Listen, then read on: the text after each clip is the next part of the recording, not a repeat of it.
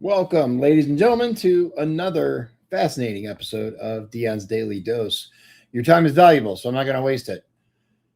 Liz Bergeron's a member of the Triple D team. She does a lot of my behind the scenes research. She's also the most amazing wife in the world, but I'm a little bit biased on that. A great mother, and she's running for a couple of different positions. I'll let her get into it. Without further ado, Elizabeth Liz Bergeron. Hey. Welcome. Welcome. Hey, how's it going? It's going. I am good today. Good. Behind the scenes stuff, you guys check out my Facebook page, you'll learn why. But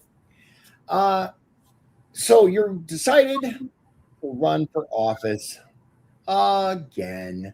Well, yeah, I did. Like, I run for delegate every chance I get. Yeah. So far, I've won every time because I think that's a super important position. So is precinct person. Right. But I was kind of asked to run, or like, hey, we have some people that were planning to retire that I guess are running again. Have you thought about it? I said, I haven't thought about running for anything. I wasn't planning on it. And then it just kind of happened. So here I am. And this is for Center Township Advisory Board, not trustee. So not trustee. Okay. I'm not taking on Lisa. It is still Lisa. So you go ahead. You work with the trustee though, right? Like, but you don't work in the office. It's different. Right? I can work with the trustee if there's help that one of my clients or one of the people I work with will need. We have in the past. I actually worked with another county's trustee to help get funeral expenses paid for someone I had that passed away. I consider myself good acquaintances with Lisa, the trustee. So I've made donations. I've helped out as much as I can. And I want to run for advisory board to just keep helping, just in a different way. Okay. So basically the advisory board, do they oversee the trustee or are they more like a budgetary thing or? So the trustee is the executive of the township, and what she will do is make a budget for all of the things that the trustee does and helps with. Okay. And she will give it to the advisory board and she will say, here's the budget. And we're going to look over the budget and sort of give input and either approve the budget or say it needs to be changed and work together to make the budget work for the township. But she creates it. She's in charge of it. We're just think of checks and balances and there to help if she needs us. So we're like her right-hand man, I guess you would call it. Fair enough. Okay. So you have a long title, what you do for a job. It's a very long kind of description. And I've been asked by a number of people, what does your wife do exactly? And I go, okay, so here's the thing. I'm not going to try to explain it, even though I'm more familiar with it than a layman. I'm going to let you tell people what you do for a living. Okay. So I'll give you the full title and then I'll break it down. Okay. I am an Indiana Medicaid waiver case manager dealing with HCBS and IDDD waivers of FSW and CIH. We talk in acronyms. That will make sense to any case manager that happens to watch this. They'll be like, oh, exactly. I know exactly what she does. So basically, we all know what Medicaid is. Okay. So if you are an individual, and there are about 9 different types of waivers in the state of Indiana. I work with 2 of them. I work with not the medical waivers, the pathways to aging, the aging and disabled, the TBI. I work with the developmental track of waivers, which is family supports and community habilitation. So you have Medicaid, that's your insurance. When you have a disability, you can apply for and qualify for something called the Medicaid waiver. Just think of like your homeowner's insurance and you have something super valuable, you get a waiver, you get additional coverage to cover that, which your homeowner's insurance might not cover. Okay, like a rider policy. Right. The waiver is going to cover what Medicaid might not. So for my people that I work with, it's going to cover having a staff person come in to work with you, or if you're a parent, give you a break so you can go take a nap or go grocery shopping or whatever. It's going to cover recreation therapy, music therapy, and what we call behavior management. It needs a new title. It covers those services are not available through Medicaid, but they are through the waiver. So it's just extra services and extra coverage to help with a developmental disability so you can lead a life that's fulfilling and has meaning and is in the community and is independent and successful as possible. So that's what I do. Okay. So you're the kind of the overseer of where stuff goes, or you like track stuff? Sort of. Think of it like administrative social work. When I have a person on my caseload, a family, an individual that I work with, they're going to automatically get a case manager. If they want other things, let's say they want music therapy for their kiddo, and their kiddo gets music therapy. I'm the one that's kind of being the liaison between them and the music therapist and making sure that services are happening and services are going well and everyone's getting along and growing and achieving and succeeding. Okay. So we've heard a lot. Well, first, your educational background, obviously you have a degree, you got a bachelor's, but you're currently getting your master's, and it's in a very particular focus, right? It's a psychology master's.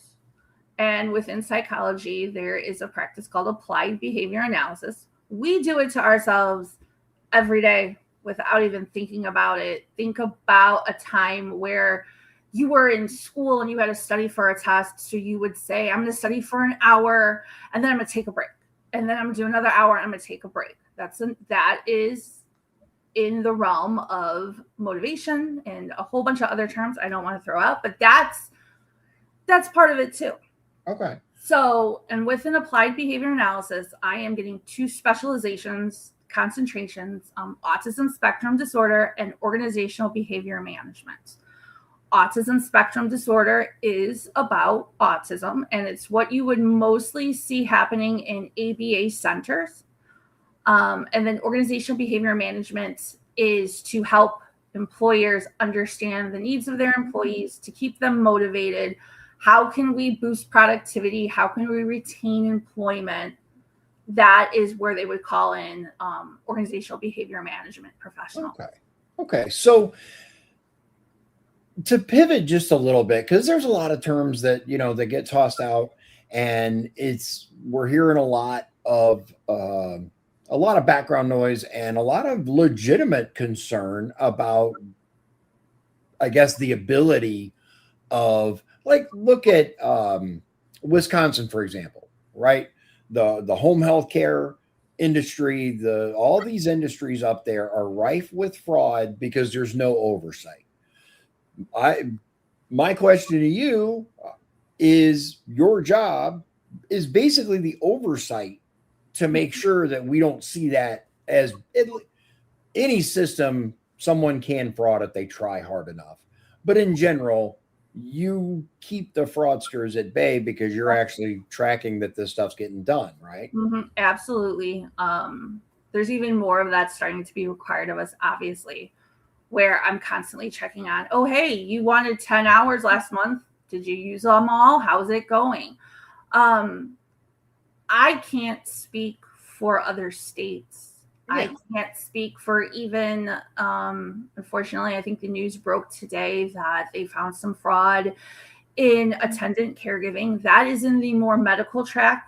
So it's like, I'm familiar with it. I know enough about it to understand it, but I don't work within it. I work with, regardless of the company they're at, amazing people who care so much and are not doing this to get rich, because we aren't. Right. And we take potential fraud, abuse, neglect, exploitation so seriously. And I don't play when it comes to the people on my caseload. I don't play. if I have someone even remotely hint around that they're not sure that their services are being used properly, we're in it. We are pulling records, and I'm asking for reviews. And there's so many other case managers out there like me that will do the same thing. Right. So my company doesn't play, and so many others do. So you're going to have fraud in everything you do that a human being is in, because we're flawed, and that's just, there's some really cruddy people out there. Right. But my number one, if there's anyone watching who receives any type of services and you think that something could be happening, don't be afraid to get a hold of your caseworker or your case manager and say, hey, I have some concerns. Because that's what I'm here for. That's what they're here for. And we're doing everything we can because we love what we do. Okay. So you're running for delegate too. Delegate, for those who are maybe not aware, for example, the lieutenant governor, the attorney general, the secretary of state, and something else are all the auditor and comptroller, what used to treasurer. It's not auditor anymore. It's comptroller, secretary of state. Those are this convention. Yeah. And then they're decided via convention at the party level. Right. The one we just had. So then that means the next convention that will be attorney general and lieutenant governor. Okay. But we're in the 3-person secretary of state, treasurer, and comptroller. Okay. All right. So you're running for that, and you've anyone who's paid attention understands that you take the role very, very seriously. You've become a lot more involved politically in the last several years. After, it's all your fault. I know, it really is. It really is. I know. We neither of us had much to do politically until the whole 2020 Congress thing, and I'm like, I haven't heard of anyone running. I'm going to run. Oh my God. And then it just kind of went from there. And next thing you know, you are the party secretary, the club secretary, you're a member of the women's group. You're very, very active, very vocal. You don't hold back generally of your opinions. Although I will admit, you've become a lot more so I won't call it censored, but you've held back and been a lot more diplomatic since becoming secretary. Yes. I don't ever want my voice to get lost in the noise. I don't ever want to influence anyone. I want people to be educated and to vote for who they believe is the best person. In your primary, think of it as your playoffs. You want to get the best person for your party. I'm not whatever party that is, to the finals, and that's the general election. So you need to know who's playing, what teams, what candidates, what is important to you, what matches. Also, look at it's an employment, it's a job review. They might be good these last 2 years, but maybe they were horrible the 15 years before, and now they're like, oh, it's election time, so now I'm going to be good. Take everything into consideration. Figure out who best represents you, and vote for them. Right. So I try not to sway or get lost in the noise or criticize on things that don't need to be criticized about, and just get information out to people to see, so they know, so they have a good idea of what they're doing and everybody should vote when they go into either the mobile voting van or early voting or election day. You know exactly who you should be voting for because of what's important to you. That's where voter education is, in my opinion, critically important. It is okay to leave it blank if you don't know who any of these people are in a particular race. Don't feel like you have to. I'm not telling you. I'm telling the audience, don't feel like you have to pick a box, because you don't. Even on the ones that, select up to X amount, you don't have to pick them all. If you don't know someone, there's no reason to vote for them simply because you've heard the name. And in a local race, I'm not going to touch federal because that's numbers and math that is above me. Right. But when you're looking at the races that we have going on right now, so we're looking at judge and prosecutor, every vote really does matter. You can lose a race by 1 or 2 votes. You can win a race by 1 or 2 votes. 50% plus 1. They tell you that all the time. You got to get 50% of the vote plus 1 vote. 1 vote. And then you're going to the general to be the next coroner, the next sheriff, the whatever. So if you want to say that your vote doesn't matter for president, that's not this election. This election is the politics that you are going to feel every single day. I know, a year from now, we're going to have mayor and municipal, but on the county level, the races that are running for county council, that's your money. Who's going to do the budget when the cuts come? Your commissioner. There's a commissioner running. Who's going to be sitting at that executive branch of the county? You have judges. Who is going to be behind the bench in these super packed and super overfilled courts? Sheriff, he doesn't have a opponent. Trustee, there are some trustee races. Who's going to be the best trustee? Who's going to be the best advisory board member? Right. It can come down to 1 vote. So if you believe your vote doesn't matter, don't, and come and vote. Yes, especially in the primary, it is so critical. People talk all the time about, well, I really wish that we had some new blood, and we need, and not everybody, but some people strongly believe that all incumbents should be voted out. In my opinion, there are some that are doing a good job, but if you're of that ilk, if you are of the belief that basically if you've already served in government, it's time to recycle, and you don't vote in the primary, then you're just creating noise. You're just talking, especially in certain areas. The primary is the deciding election, but move that aside for a moment. Okay. So what gave you the passion for the job that you're in now, and the drive to want to seek a master's degree? Is a lot of work. I had 2 classes.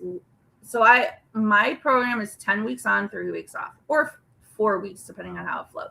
Yeah. I'm only doing 1 class this time, but I have 2 coming up in 8 weeks. So oh boy, I did 2, and anyone who earns a master's works very hard at it, because it is hard. I'm in week 2. I'm towards the end of this is the easy time. Right. Of your current class set. You're not in week 2 of your master's. No, program. I won't be done until summer, fall of next year. Yeah. So it's hard. Anyone getting a bachelor's is hard too. And it's also what you put in it.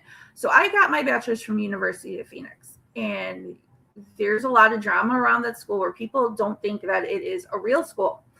And I say, you get out of it what you put into it. You could go to Purdue, get all C's, because there's a saying, C's get degrees, party every day, never really pay attention, do barely enough to get C's across the board and graduate with a degree in accounting and get a CPA and not really know what you're doing, or biology or whatever. Yeah. Or you can go to class, you can get the office hours, you can throw your all into it. Who cares what grades you get your degree, and you've gotten more out of that experience than the person who just showed up, did a test, barely put anything to it. I put my all into my bachelor's degree. I watched you do it. You really did. It was a lot. It was a lot, and I did it remotely because I was working. We had kids, and we were coming out of 2008 where everyone had lost their job, and now people are finally claiming their jobs back. And I had a job where it took me so long to get it after I had lost my last one that I did not want to anger them by asking for any schedule changes. Right. So I'm like, I have to work because the recession of 2008 hurt everybody. It hurt us. Yeah. So I had to work as many hours as I could to build up the bank account because the savings got drained because there was no job, and unemployment you don't make a lot on. No. So I could not, in my own conscience, cut my work hours or be gone from home even more. Right. So I chose to go online, to go remotely. And for some people, it works and works great. You have to be self-motivated, self-driven, good time management, and want it. And some people, it doesn't. It worked for me. And our boys were 6, 7, 4, 5, something like that. And they just got used to seeing mom behind the computer, mom behind the laptop, mom's going to school. That they learned, at least I hope they learned, the oldest kind of hinted at it, that they learned that you can work and do what you want to do, and you can balance everything in your life. You just got to figure out a way to do it. Yeah. So I earned my bachelor's, and I wanted to be the one that when families came to nursing homes to admit their loved one, it is a extremely complicated and messy and overwhelming process. I saw it with my grandparents, what my aunt and my dad had to do. And I said, I want to do that, to be the point of contact. Then I got my degree, and all the nurses left the field, and they all came into what I wanted to do. And nurses get hired before me because they should, because they're nurses. So I decided to go work in Chicago in work comp insurance. And I did that for a year. And that was not not every job is for everybody. True. And it was not the job for me. Yeah. So I learned a lot. And I came back, and I went from back in 2013, making $36,000 a year, to becoming a para for the LaPorte Community School Corporation. We lived a few houses away from Lincoln. My kids went there. Our kids went there. And it was just a reset of the mind and the heart. Parents do not give enough. And they were cutting my hours because the class sizes dropped. And I went, that's not going to work. So I actually got a job for a contractor for Apple out of South Bend. And did the really crazy Apple mapping with the weird vans that everyone thought we were stealing their identities and self-driving and all of that. And there were so many conspiracy theories going around about what these vans were and what they were doing. And I'm like, they're just mapping, I promise. It's just mapping. And I mapped California I was in California for 2 weeks. I went, what's the next city? Chicago. Yep. I gotta get out of California. I'm flying home every 2 weeks. And it's California, and I don't like it, and I don't want to be here anymore. So I went to Chicago, and even though I was only an hour away from home, but couldn't get home. So I said, okay, Chicago. So I was the navigator. So I would have an iPad, and we had a van driver, and I would look at the map, and I'd be like, turn right. And then we would drive down the street and collect all the data for it to improve the map interface, and probably video gaming and stuff like that. I went home. I was getting ready to come back to Chicago, and they said, do you want Detroit? I said, yes. We did Detroit, came home, got an extension. I did Cleveland. No, I'm sorry. I did Detroit, then I did Cleveland, then I came home. And I thought I was going to be home for the winter. Went back up to Detroit in the winter, which was fun. And then my company lost the contract, and I came home on January 1st and had no clue what I was going to do. Yeah. Then after about 6, 7, 8 weeks of applying for jobs, I got offered a job at Help at Home, being a QIDP. It's a lot of acronyms in my. It is. Your field has so many acronyms. We do. Qualified Intellectual Disability Professional. Basically, I oversaw the staff that worked with people that had the waiver. And that's the first stepping stone to usually either you're taking over the branch and moving up higher, or you go into case management. Yeah. I did that for 3 years, which in the real world is about 30. became a case manager for an amazing company called Futures Case Management based out of here in LaPorte. And it was owned by Florence Hobby, who does Night to Shine. And she was an amazing woman. She passed away 2 years ago. The state came in and makes changes, and they said everyone needs a contract. Futures didn't get it. So I went to where I am now doing the same thing. My people, all but like 4 of them, followed me to my new company. I became a regional supervisor, and that's what I am. I'm a regional supervisor and case manager, and that's what I do. And I do it because I have personal experience with working with people with disabilities as well as in my family. And I know how it feels to see someone feel like they're the only one in the world that's dealing with this through their child, or feel like you're the only one dealing with it because of your family member. And I just wanted to help people and be there for them when they don't feel like anyone gets it. When I come in and I go, no, I get it. And they're having a meltdown, or they're stimming, and the guardian feels like they have to apologize because they felt like they had to apologize the whole time for all of this. And I'm like, doesn't bother me like at all. I get it.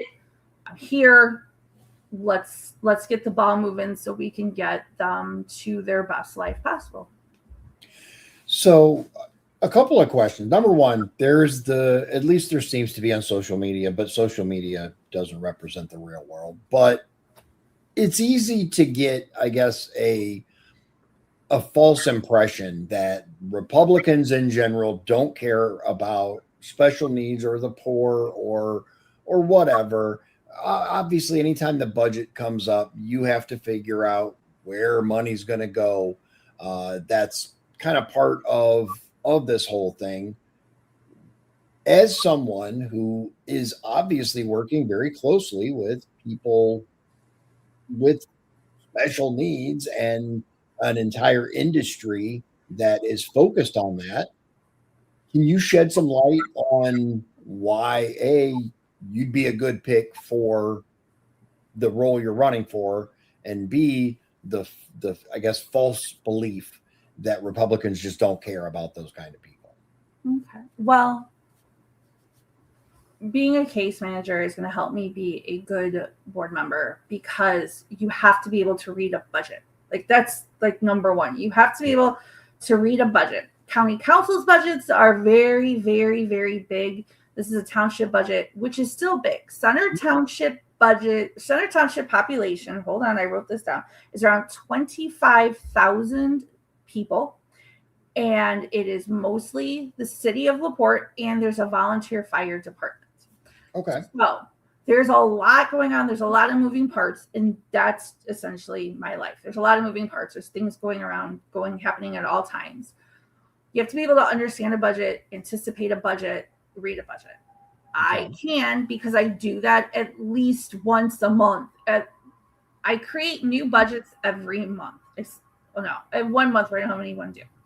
I create annual budgets with the knowledge of what was expected last time, what is needed now, and how do we make sure we can plan for the future to make sure there's enough hours for, you want a staff person, you want them to go to camp, you want them to go to day program. We have to figure out how to take a set amount of money and make it stretch and fit, just like you have to do with the budget. Right. To be able to anticipate needs, you have to be able to work together with other board members who might have different opinions than you. Mm-hmm. You have to have a thick skin because the public will let you know if they are not happy, and you have to be able to take that in and listen to try to understand where they're coming from. And I can do that.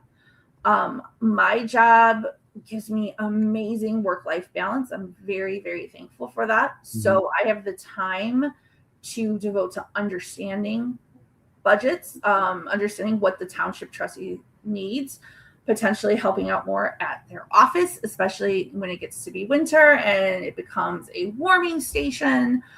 And all of my varied educational but lived experience and professional experience, I think, makes me the one where I can put on tons of different hats and manage tons of different things And that innovative thinking and thinking outside the box and anticipating needs, that's what will make me a good board member.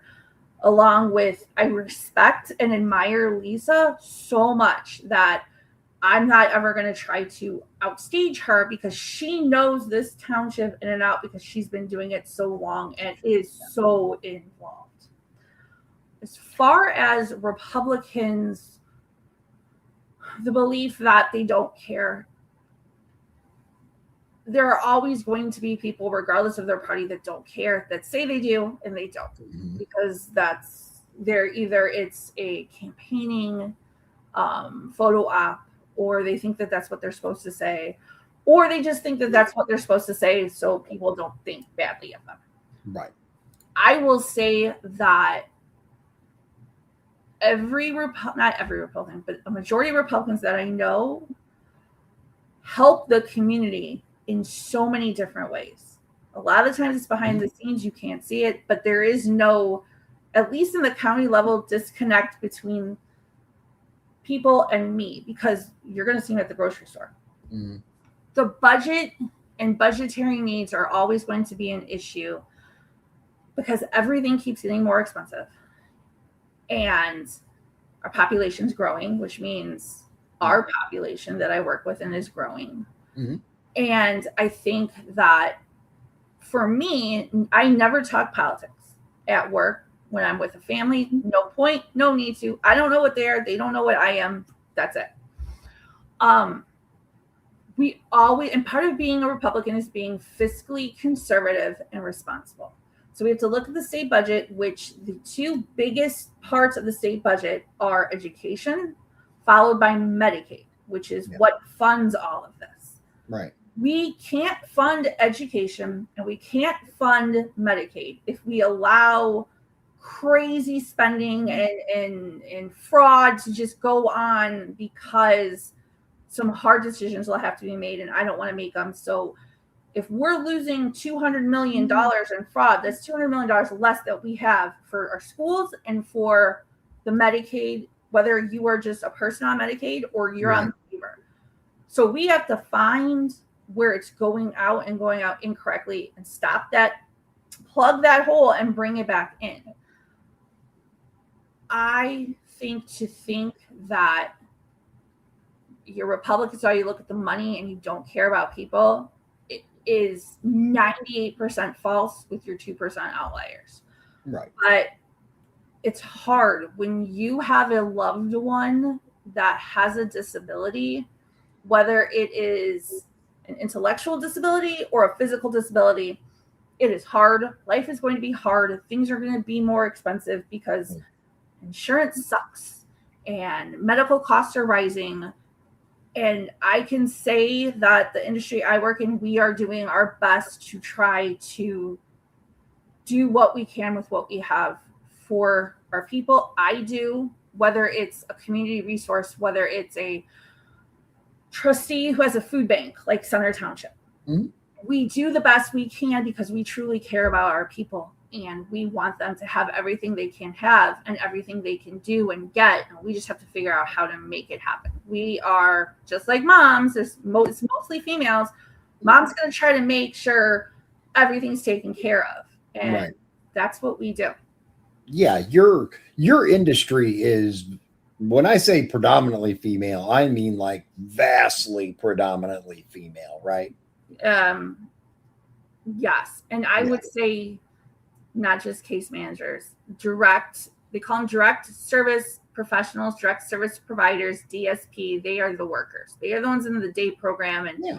And there's such a shortage. So if you want a job that will be the most meaningful and impactful job, and you want a job that I want to make a difference, let me know. I'll let you know who's hiring.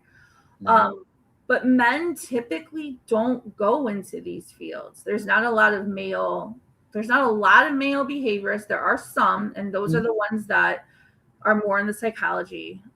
Recreation therapists, there's some males. There's some males in the therapeutic. There's some male staff. We call them unicorns because they're so rare that everyone tries to snatch them up. But you just don't see a lot of men going into social services And that's where, the one argument about the wage gap is you can't compare women's wages versus men's wages because men tend to work the higher paying jobs and not social services. And this is social services. But I will say, if you want a job that is a career that is going to make a difference, my industry's hiring across the board. Yeah, like always. So with the whole, I know that there are people who believe that Medicaid, Medicare, all that stuff should just be, well, Medicaid in particular, should just be abolished because these people need to figure it out themselves, or churches can take care of it, or this or that. Number one, what's your take on that? But more importantly, why is that unrealistic? To just abolish, just for no proof, no reason. Yes, audits need to be done. We need audits in our own daily lives, in every government office, everything like that. But just to abolish Medicaid, Indiana really tries to get children on their Healthy Indiana plan. So the kids have coverage. The smaller the company that you work for, the more expensive your health insurance is because you don't have the buy-in. Right. So a company that has only 100 employees, their insurance is going to cost more than a company with 1,000, 2,000. So there's always that you can't afford your work insurance. You can't just then go on the marketplace because your job offers insurance. So you can't get on, from what I understand. I could be wrong. It might have changed. If anyone out there knows, leave a comment. Right. But you can't go and get on the marketplace because you had access to insurance and you denied it. Right. So what do you do if you have a baby and you can't afford insurance? You go to Medicaid. So you're saying that the person who's working and can't afford their work insurance should be punished because they're working and can't afford their work insurance. Right. That might have been a thing back in the day where, what do you mean you can't afford work insurance? Like I remember when I started working at the prison, the first year, everyone was up in arms because it used to be free and now they had to pay. And my first year for a family was $13 every 2 weeks. Mm-hmm. And I went, why are you guys complaining? Like, this is amazing. The next year was 26. The third year it was 52. And then it shot up because the whole high deductible health plans. Yeah. Yeah. The high deductible healthcare plans just devastated everything. And that obviously was a turnabout from Obamacare. And that's, at least I'm just going to interject my opinion for a moment. That's kind of the reverse of no one should be on Medicaid. This is everybody should be on Medicaid. Well, not exactly. Everyone should pay for everyone being on Medicaid. And unfortunately, it skyrocketed insurance costs. We're still feeling that today. We can talk about national issues, sure, but I'd like to focus on improving LaPorte County because I think we have an amazing potential here. And that's one of the reasons why you're running for what you are. And I came back to LaPorte. We were in Michigan City and we chose to go back to LaPorte. Some things happened and we had an opportunity to come back. I could work from anywhere. I could have gone back home to Lake County. I could have gone to Porter County. I could have gone to any of the neighboring counties, as long as I stayed within a certain mileage / time frame. I didn't have to come back to LaPorte. I didn't have to come back to LaPorte County, but we did. Mm-hmm. And we did because this is an amazing county and it's filled with amazing people. And that's what makes the county is the people. And we have problems. So does everyone else. Right. Just like everywhere else. But there are people who care and want to fix things. I came back and my whole goal was to finish school, get my extra certifications, and then look at running, not school and running and all of this, which is why you don't see me on the ballot for anything else, why you won't see me on any municipal ballot, because it has to be the right position. Not every job is for everyone. You don't want me to be the auditor. I wouldn't want to be the auditor. We have people who are running that want to change things on the advisory board level, on the trustee level, on the delegate level, on the volunteer level. And it's really easy to get caught up in the nothing's ever going to change. Nobody cares. The 5 or 6 people you may see as the bad apples, that's all they're ever going to be. And they're going to always be in control. And that's all we're going to have. And you forget that there's a whole army of other apples that are trying alongside you to make things better. Right. And that's why I'm running, because Center Township has a lot of struggles it's facing. It's facing, a dwindling housing options. The housing market stinks, and affordable housing is at a premium for everyone, and everyone's rent is going up. And whether you can afford that increase or not, your rent's still going up. NIPSCO. Oh my God, the NIPSCO. So I don't care and we have a lot of people that are in charge right now that seem to forget that they weren't always in charge, or that maybe they always had the money and never thought of it. Yeah. But that money can go just like that, with an illness, with a surgery, with what did the one guy say on Hoarders? Everyone is 2 or 3 bad decisions days away from pooping in a bucket. Yeah. You can come back to the baseline with everyone else real quick, just because life. Well, remember the 2008, housing crisis, I forget when the huge stock market crash was.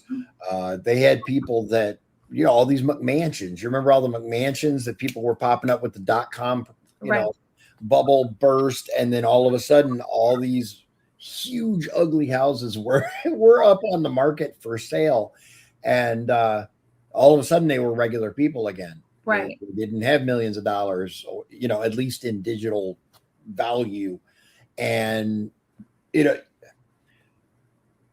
there are a lot of people in LaPorte County that are struggling. The median income is very low compared to some other areas. Mm-hmm. We have actually been there. We have been on assistance. We, pulled ourselves up by the bootstraps. No, we were fortunate. God blessed us, and we were able to come out of that. Yeah. But we remember that, like you said, everyone is a couple of bad decisions away from pooping in a bucket. And even if you can afford your NIPSCO bill every month, no problem, you see the increase. You can't help but see it. Maybe it's not even a factor to you.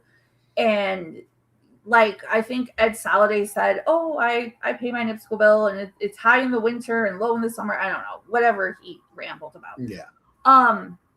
You still see the increase. Mm-hmm. You still see it going up, and you still read a bill that doesn't make any sense. Yeah. How the delivery charges vary each month, and why, you're getting a delivery charge of $20, but your next door neighbors is $150. You still see it. It's still there. Luckily for you, it's just a little, we can't go out to eat an extra time this month, or if we order pizza, we have to get a smaller one. But for some, it is coming down to feed the kids or keep the lights on. And then that's where the township can step in, because even if it's not you went to township for utility assistance, you have food insecurity, which can happen to anyone at any point, on whether it's a small scale or a big scale. And if you use all your money for NIPSCO, you got to feed yourself and your family. So luckily we have Center Township trustee.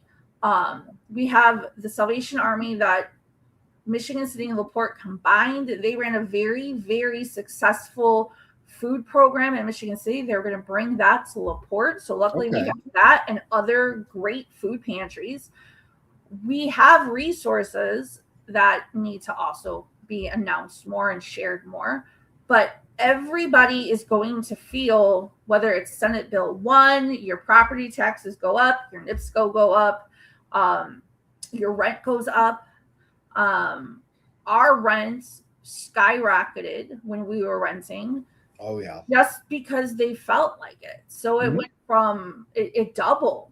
Yeah. We could afford it. It meant a lifestyle change, but we could afford it. Some people can't afford it, and rent is going up. And so they're looking at another place to move to, and they $1,300, $1,400, $1,500, $1,600, and they're bringing in $2,000 a month.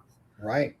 And the township, the trustee is there to help everyone, but if we get less and you have less, the demand is more, and you can only squeeze so much blood from a turnip before there's more blood.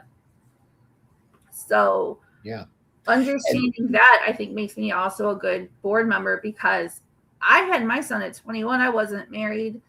Surprise. I had a great family that supported me, but they couldn't pay all my bills. It wasn't their job to pay all my bills. Yep. And I thought for a while that NIPSCO only came in green bills that said pay now or shut off your power. And I went to the trustee for help. Unfortunately, we have some really not great trustees in LaPorte County. We have some really amazing trustees in LaPorte County. And hopefully this election will get out the bad ones and bring in some good ones. Right. But I want to make sure Center Township trustee and the trustee's office has the resources they need, because you don't know what tomorrow holds. And I want to be there for our senior citizens, for our people on the waiver who are like, I'm on SSI, which is $700-800 a month, and my NIPSCO bill shot up. I get $20-30 a month in food stamps. I'm hungry. I want to bring that knowledge, and I want to help. And I don't want to be the trustee, because that is Lisa, and she's doing an amazing job. So I want to help her be even more amazing. Okay. When people look, well, first of all, in order to vote for you in particular, people are going to have to pull a Republican ballot. They are, and they're going to have to live in Center Township. If they don't, they can vote for me for delegate. I am number 2 on the at-large. Chad Addy, he got me. I was number 1. So Chad Llama Daddy Addy took my number 1 spot. Anyway, they pull a Republican ballot. They live in LaPorte County. They're going to see at-large. You're going to pick up to 10. You don't have to pick all 10. You pick up to 10. Those people that win will then go to the convention to represent you. Right. Along with, you will get your county council district that you can choose 5. So that's 15 people that are going to go to Fort Wayne and represent you. And so you can call them, you can call me and be like, I want you to vote for Bob, whatever, because he's running and I think he's the best, and I'm going to listen to everyone, and I'm going to tell you everything I know about the candidates, because I'm going to educate myself, and I'm going to represent at large the whole entire county. For township board, you have to live in Center Township, and you have to pull a Republican ballot. I know that is a controversial thing. Yeah. I can see both sides of it. I can see the benefits of closed primaries. I can see the disadvantages. I understand. I didn't make the rules. I have to live in it just like everyone else. Yeah. Pull a Republican ballot. Vote for me if you believe I will do a good job and get me to the finals, aka the general. And that's when the fight comes out. That's when the fight comes out even more than it already is. Oh, yeah. But you have to pull a Republican ballot, and you can't just press straight ticket, because you will have to vote for delegate. Yeah. So that will be probably on the last page of the ballot, where you might pull straight ticket, and you can't even vote straight ticket, because you got to pick people. Yeah. Thinking for the primary, but for the general, you can do vote straight ticket. Right. But for your local races, generally it doesn't apply to that. Like your county council, your stuff like that, you're going to have to go down and do it individually in the general. Yeah, that's in the general. You have to pull a ballot, Republican or Democrat. I know the Democrats this year have a pretty full ballot, and they also have precincts and convention, because both parties do their convention. So if you are wanting to cross over, like we had for, I don't know if it was 4 years ago, 2 years ago. 2, I think. Yeah. If you can pull whatever ballot you want. Like, that's up to you. You can vote for whoever you want. Yeah. But when you say, I'm going to cut you off just briefly, just what she's referring to is there are reports. I don't know how anyone verified these, but the strong rumors are that approximately 750 Democrats pulled Republican ballots in the last primary in order to ensure that less preferred Republican candidates won versus it was a very contentious primary, and that's why we need real Republicans to get your butt out to the voting booth, pull a Republican ballot, and vote for the people that you believe in. Otherwise, quit your whining. And we have early voting almost every day, at least Monday through Friday, all the way up to the day before the election, where it stops at noon. And if you don't know where to vote, if you don't know what times, go on the county website, go on Facebook. Taylor in the clerk's office is doing a phenomenal job at promoting where everything's going to be, how many people voted at each location. Vote. Go, even if you only want to vote for one person. Let's say you only want to vote for me, right? Pull the ballot, find me hit, done. You can vote for whoever you want, however many people you want to vote for. But go vote. And my dad always taught me, I thought my dad for my whole life, I thought he was a Democrat, because stereotypically he fits what we always heard a Democrat was, union guy. And at the time. And he never talked about it when he would bring me to the polls to go vote in Munster, but I never went in with him. And he never told me who he voted for, because he said it was none of your business. Your vote is the one and only last place of privacy. The last place where you can pick whoever you want and nobody can ask you, and you don't have to tell anyone. He would never let any candidate put a yard sign in his yard. He said, unless you're paying me for advertising, nobody needs to know who I support. When President Obama was running the first time, that's when I was like, well, you're voting for him. He's like, why would I vote for him? I'm like, because you're a Democrat. He's like, what makes you think that? I'm like, because you worked at the mill and I don't know. He's like, no. And it's like that argument that's going around now that they don't look like a blank. They don't look like a Democrat. They don't look like a Republican. What is that even supposed to mean? Right. You can't be a Republican if you have facial piercings. You can't be a Republican if you have tattoos or green hair. Why not? That's just your form of expression. Yeah. It doesn't change who you are. My hair looks brown. It's got some purple in it. It's probably going to be green here in a few months. But I can promise you that when green gets put in my hair, my brain isn't going to go, do. I'm a Democrat now. Let me vote crazy ways. It's not going to. Oh man, they say there's some crazy stuff in that hair dye. You know, you got to watch. Make sure you get the quality stuff and not the off the shelf at Walmart stuff. You know who does my hair? It's always quality. But I've had purple hair since 6th grade, on and off. It doesn't change who you are. I have seen some people that I swore were as liberal as you can get, and they were the most conservative people. I have an aunt and an uncle who, if you looked at them, you would believe that they were probably the most conservative people on the planet. And they are the most not conservative people on the planet. But looking at them, you would think that they would be like precinct people. And they are for the Democrats. So looking at someone and saying, you don't look like a blank, so you're not a blank, that doesn't make any sense. Yeah, there are stereotypes for everything. And I will say there's hair color is one thing, but when you start getting into like septum, there's some kind of weird correlation, I'm telling you, between a septum piercing and crazy behavior. I'm not going to say political, but crazy behavior. I had my nose pierced. I've had my nose pierced twice in my life, and just the little piercing, whatever, that hurt so bad. I have tattoos, and I'm telling you, no, that hurt so bad. I can't imagine going through this piece of car. I can't. Yeah, I can't either. I don't get it. But don't look at someone and go, I don't like the way they look, so they must be a this. Just don't judge people by their appearance. Judge them by the content of their character.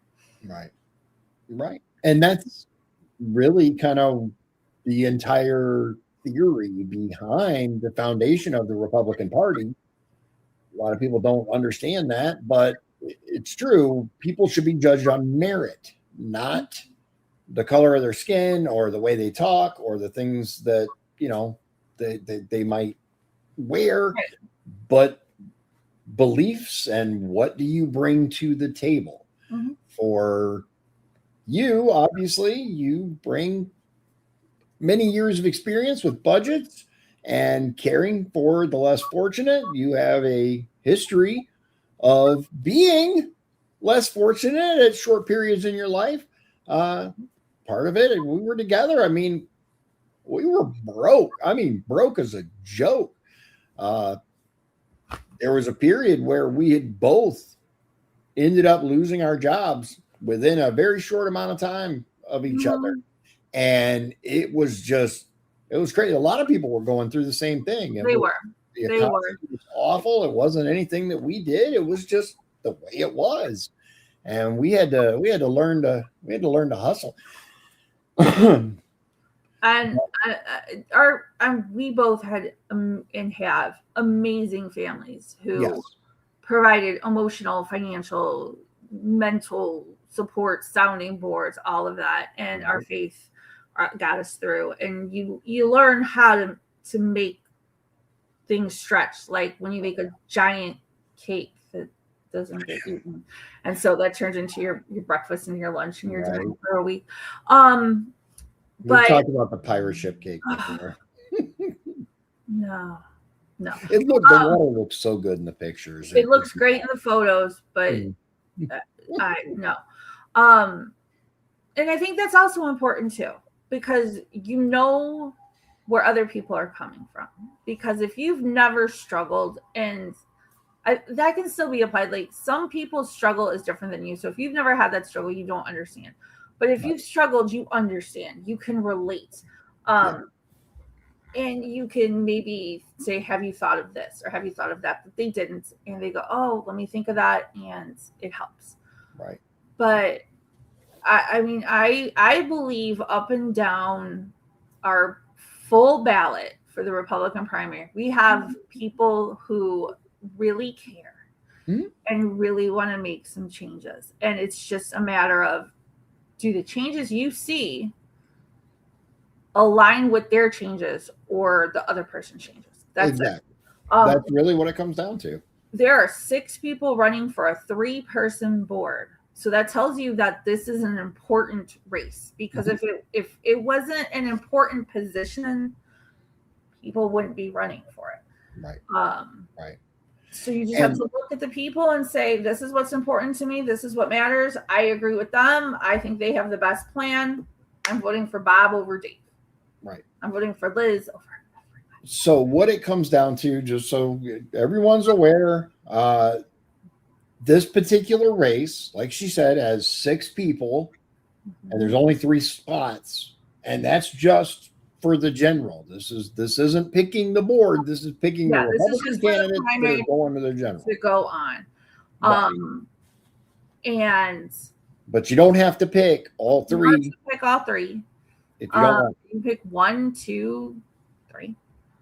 And this is who goes to the general. The Democrats have 1 person slated on their ballot. So if you're pulling a Democrat ballot, you have 1 person. For that position. Pulling a Republican ballot, you got to pick up to 3. Right. And whoever comes out on the 5th, which is like 2 weeks from now, whichever 3 make it through, they have my support, and I will be helping to make sure that they go through to the very end. I think that my skills and my education and my experience make me an ideal board member that I would love to have your vote for and go through to the general and win that in November and bring all of that to the board to help Lisa, to help Center Township, which is essentially the city of LaPorte, and to see us grow and prosper and have that safety net there for when whoever it is of us hits a hard time, whether it's a senior, whether it is the homeless, mental health is another issue, whatever. We could go on for hours with what the issues are, but I want to be there to help and support. But ultimately, for all the problems that LaPorte has, for all the issues that we may agree or disagree on, it's an incredible, rich, vibrant city that has so much potential, and that's why we're here. So we're at our time. Ladies and gentlemen, thanks for joining us. Liz, thanks for doing this. I appreciate it. I love when candidates take the time to just tell us who they are and give an opportunity. So I appreciate you taking the time. And if you want to learn more about Liz, you can look her up on Facebook and message her directly. Would it be better to look you up like individually yourself? Yeah, or do you have like a campaign that's the fastest way. If you do want to email me and ask a question, my email address is ebergeron320@gmail.com. If you, we're so close to election day that the opportunities to meet, I don't see any more happening unless you see me. I'm always at the grocery store. I've been at the grocery store. I have a 20-year-old and a 24-year-old. I think I've been at the grocery store most of my life since they were like 5. So if you see me out, if you see me at the grocery store, if you see me at this stoplight and my music's on and I'm jamming, just like ignore that. But if you see me out or you see me anywhere, don't be afraid to be like, hey, Liz, I have a question. Hey, Liz, I want to talk to you. Hey, Liz, you're awesome. Whatever it is, don't be afraid. If you see me out there, I'm running to work for you. So you're my boss. So there you go. If you see me, stop me. All right. Thank you very much. And obviously, I'm going to see you very soon. Right. I'm going to come upstairs. Yeah. Right. Everybody else, make sure you look her up on Facebook, get to know what she's all about. And vote. Thank you. All right, ladies and gentlemen, that was Liz Bergeron. If you guys have been watching the show, you know who she is. If you haven't, it's my wife, the greatest wife in the world. I don't care what anybody says. She has been absolutely incredible. She's an amazing mother, fantastic wife, and she is absolutely devoted to the less fortunate. And I think that's what really sets her apart. She's got a heck of a lot. I could go on for hours, but ultimately, there you go. Meet the candidate. I got some interesting stuff coming up. I promise. I'm working. It's just behind the scenes right now. I'm trying to set up the office. We did a little changes because I felt kind of up against the area there. So there's some changes coming, but we're gonna get there. Yay. Without further ado, ladies and gentlemen, God bless you, God bless Indiana, and God bless the United States of America. We'll see you again real soon. Good night. Appearance on Dion's Daily Dose does not imply endorsement from or by any candidate or guest. The views, thoughts, and opinions expressed by Dion Bergeron or Dion's Daily Dose are his own and do not represent the views, thoughts, and opinions of any guest. Material and information presented is for general information purposes only. The Dion's Daily Dose name in all forms and abbreviations are the property of its owners, and its use does not imply endorsement of or opposition to any specific organization, product, or service. If you'd like to support the show, please visit our Patreon at patreon.com/Dion's Daily Dose.